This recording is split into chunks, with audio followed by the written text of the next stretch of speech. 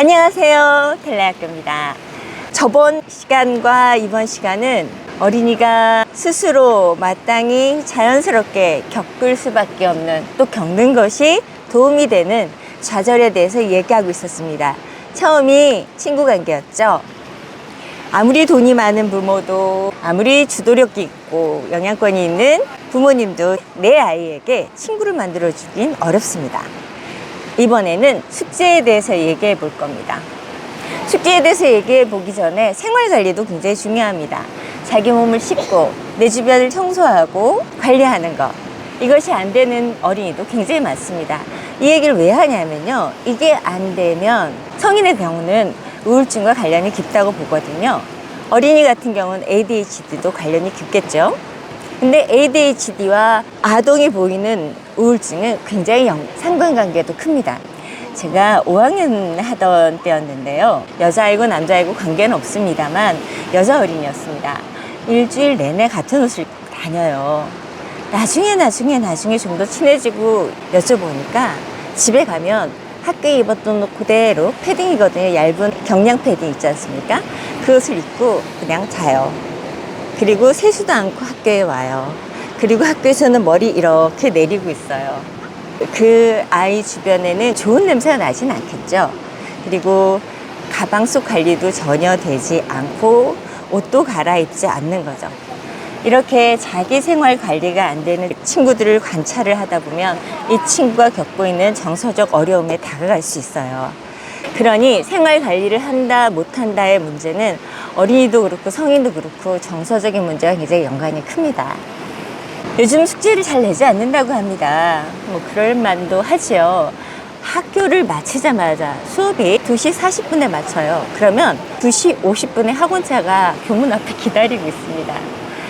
그럼 알림장은 언제 쓰죠? 주변 청소는 어떻게 하죠? 1인 1역할은 어떻게 하죠? 이건 이제 교사의 문제고 학교 생활의 문제고, 보호자께서는 학교 마치고 아이의 생활이 문제가 되는 거죠. 그러니까 학교 마치자마자 10분 안에 학원차를 타고 학원으로 이동해서 어린이를 관리해 주길 바라죠. 그래서 우리나라의 방과 후 양육의 대부분은 태권도 학원이라고 합니다. 이 얘기가 정설입니다. 근데 교사 입장에서는 좀 진짜 어렵습니다. 수업이 40분이지 않습니까? 그 시간에 해야 될 양이 어떻게든 줄여서 알림장도 쓰고 방과 후 지도도 하고 청소도 하고 그래야지 어린이를 보낼 수가 있어요. 그런데 만약에 그날 이 어린이와 지도할 얘기가 있고 나눌 이야기가 있습니다. 그러면 남겨서 나눠야지 지도가 되지 않습니까? 근데 누구누구야 남을래? 라고 얘기하면 어린이가 울기 시작합니다. 학원차를 못하면 보호자한테 너무너무 혼이 난다는 겁니다. 그럼 쉬는 시간에 한다? 어린이가 놀 수 있는 게 정말 이 쉬는 시간 외에는 없는데 그걸 또 뺏어야 되고요. 점심시간도 마찬가지입니다. 수업 중에는 학습권이 뺏겨서 안 된다고 합니다. 개별 지도를 할 시간이 전혀 없습니다. 이 양육과 교육에 좀 맞춰서 돌아가면 좋을 텐데 그러지 못하니까 학교도 어린이를 돌리다가 보내는 토스한 느낌, 이런 느낌이 좀 많습니다. 숙제는 원래 이런 거죠. 집에 가요. 그러면 가방을 내려놓습니다. 손을 씻고 간식을 좀 먹어요. 조금 뒹굴뒹굴 거리다가 아 맞다 숙제해야지 하면서 숙제를 꺼냅니다. 하기 싫어서 책상 앞에서 했다가 식탁에서 했다가 거실에서 엎드려서 했다가 와 끝났습니다. 이제는 가방에 내일 공부할 거 챙기고 준비물 챙기고 이제 놀아야 됩니다. 뒹굴뒹굴 TV를 봐도 되고 친구랑 놀러 나가도 되고 게임을 해도 좋습니다. 그런데 요즘 어린이들은 이런 여유 시간이 없습니다. 학원 돌다가 학원에서 쉬는 시간이 친구들하고 노는 시간이라고 합니다. 그리고 학교 숙제가 문제가 아니래요. 학원 숙제는 더 많답니다. 게다가 일부 학원은 숙제를 안 해오면 매를 들어도 된다고 보호자의 허락을 받았답니다. 그러니 학교 숙제가 눈에 들어오겠습니까? 하지만 이건 어디까지나 어린이들 이야기입니다. 보호자 얘기를 한번 들어볼까요? 6학년을 하는 저는 반 어린이 중에 3분의 2 정도까지 학원을 안 다니는 그런 경우가 더 많았습니다. 6학년쯤 되니까 집에 혼자 놔두어도 자기 생활이 어느 정도 가능하다고 보신 거죠. 그러니 아이가 원하지 않는다면 억지로 어디 보내지는 않으시는 겁니다. 집에 와서 게임, SNS. 그게 아니면 어두워도 집에 돌아오질 않습니다. 전화를 해도 받지도 않고요. 걱정이 이만저만이 아닙니다. 집에 일찍 들어와도 마찬가지입니다. 놀기 바쁘지 잔소리 안 하면 글자 한자 보지 않는다는 겁니다. 어느 이야기가 맞을까요? 전 둘 다 맞다고 봅니다. 어린이에게 중요한 건 하루에 얼마나 놀았느냐입니다. 놀 만큼 놀았을 때, 이것만 하면 놀 거라고 생각되어질 때, 그때서야 하기 싫은 일을 할 수 있습니다. 그런데 하고 나면 또 다른 공부를 해야 되고 하기 싫은 일이 이어지면 하고 싶지가 않습니다. 맞벌이하는 보호자가 많아지니까 어린이가 느긋하게 집 근처에 있을 수 있는 환경이 되지 않습니다. 골목 문화 이제는 찾기 어렵죠. 이런 환경 속에서 그 다음 얘기가 뭐가 중요하겠습니까? 에란 모르겠습니다. AI 뒀다 뭐합니까? 사회적으로 말이에요. 이거는 합의를 해야 됩니다. 10세 이하의 어린이를 두고 있는 보호자는 법적으로 4시간 근무로 제한해버려야 됩니다. 사회적으로 이게 보장이 안 되면 우리 어린이에게 보육은 할 수 있지만 교육하기는 정말 어렵습니다. 충분히 보호받으면서도 자기 시간을 가져야, 그래서 놀 시간도 많아야 공부할 마음이 나고 공부가 머리에 들어옵니다. 고학년 같은 경우에는 학교에서 꼬박 5, 6시간을 공부합니다. 그리고 학원에 가서도 2시간 공부합니다. 어른도 9 to 6예요. 8시간 근무입니다. 어린이도 공부로 그걸 다 채우고 있는 거예요. 그리고 집에 와서 숙제를 하니 이거는 초과 근무도 아니고, 그렇게 어린이들 공부시켜놓고 어른도 편한 건 아니죠. 정말 정신없이 바쁜 하루를 보냅니다. 하지만 자녀도 보호자도 서로의 상황을 알긴 알지만 실제로 체감하지 못하니까 아빠는 집에 오면 TV만 보고 엄마는 휴대폰만 보고 왜 나는 안 돼?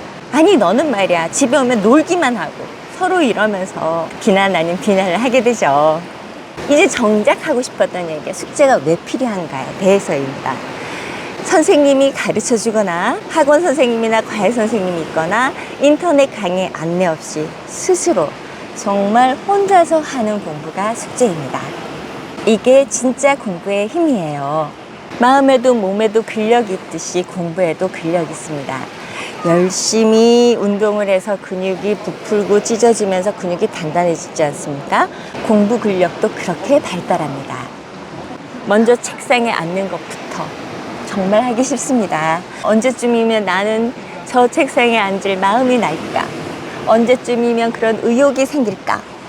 뇌과학에서 이건 기만이라고 합니다. 무언가 할 의욕을 내는 신경 전달 물질이 실제 뇌에 있다고는 해요. 아세틸콜린이라고 하는 것인데요. 이게 나오면서 일을 하고 싶어지는 게 아니랍니다. 일을 시작해야만 아세틸콜린이 나오고 이 아세틸콜린에 대해서 일을 하는 힘이 생긴대요. 즉 의자에 앉아야 아세틸콜린이 분비된다는 겁니다. 해야 나옵니다. 그러면 소파에 앉아있는 우리 어린이의 엉덩이를 의자로 옮겨놔야 됩니다. 하기 싫어하는 우리 어린이의 태산 같은 그 고집을 공부를 해야 된다는 쪽으로 방향을 옮겨야 합니다. 이걸 어떻게 할 거냔 말입니다. 제일 좋은 게 숙제입니다. 야, 선생님이 하라고 하셨잖아. 너 안 하고 가면 학교에서 친구들 앞에서 혼나면 부끄러워서 어떡해. 네, 학교를 파십시오. 그리고 선생님 핑계를 대세요. 너희 선생님 숙제 안 하는 거 진짜 무서우시던데. 이 어려움을 이겨내야 어린이가 스스로 공부할 수 있습니다. 날마다 일정 시간 그 누구의 도움 없이 혼자서 공부할 수 있는 게 공부하는 힘입니다. 놀고 싶고 아무것도 하고 싶지 않은 그 마음을 이겨내는 것, 이것이 좌절을 이겨내는 것이지 무엇이겠습니까? 그래서 숙제는 최대한 혼자 보호자 도움 없이 해낼 수 있는 아주 쉬운 것이어야 합니다. 학교에서 배웠던 것을 그대로 한 번 더 쓰는 거, 이것도 아주 좋은 숙제입니다. 공부하는 것에서 예습이 더 중요하냐 복습이 더 중요하냐 묻는다면 단연 복습입니다. 물론 학교 박실상은 그렇지 않아서 선행학습에 더 마음을 쏟으시죠. 선행학습을 해야 우리 아이가 학교 가서 기가 죽지 않는다. 기 죽지 않고 말고의 문제가 아닙니다. 학교는 당연히 못하는 것을 배우는 곳입니다. 뽐내려고 오는 것이 아니에요. 공부를 제대로 하려면 습이 되려고 하면 복습이 더 중요합니다. 교사도 숙제 확인이 큰 일거리 중에 하나입니다. 숙제 안 나면 교사는 일거리 줄고 어린이는 안 해도 되고 보호자는 잔소리 해놔도 되니까 서로 좋은 거 아니겠습니까? 하지만 성장과 발달이 그렇게 녹록한 것이었겠어요. 입에 단 것, 좋기만 한 것, 칭찬만 하는 것은 오히려 어린이의 발달을 해칩니다. 하기 싫은 일, 어렵지만 해야 할 일, 따끔하게 훈육하는 일, 이 모든 게 균형 잡힌 영양소처럼 우리 어린이에게 모두 필요한 일입니다. 좋은 어른이 행복한 어린이를 만듭니다. 구독, 좋아요, 알람 설정 부탁드려요. 안녕.